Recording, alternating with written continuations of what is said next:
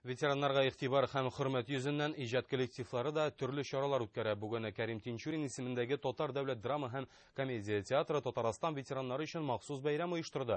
Программада районнан килүчеләр өчен чәй табыны һәм гашыйклар тавы спектакле. Кәрим Тинчурин театры ветераннарга тәкъдим итү өчен гашыйклар тавы спектаклен очраклы сайламаган Илдар Юзеевның бу әсәре залда утыручыларны яшь чакларына алып кайта. Чөнки сәхнәдә вакыйгалар сугыш алды елларын сүрәтли. Kalma işlem desem, yok şundan da, kim bir nişkâgine, kilibine tavuk bilen, avaz bile. Büyük Vatan сугышы әсәр геройларының өметләрен шәлперәмә китерә, бер-берсенә гашык җаннар бәхетсез булып кала.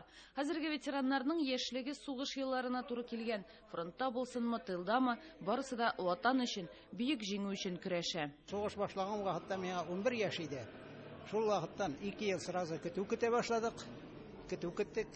Аннан соң ат белән төрле эшләрдә эшләргә туры килде колхозда. Балалар булсак та бөтен авырлык шул балалар өстенә, өлкән әбиләр, бабайлар өстенә, аннан соң шунда авылдагы хатыннар өстенә төште инде бөтен авыр эшләр, хезмәт. Бик авыр булды сугышка хәтлектә, сугыш вакытында бигрәк тә.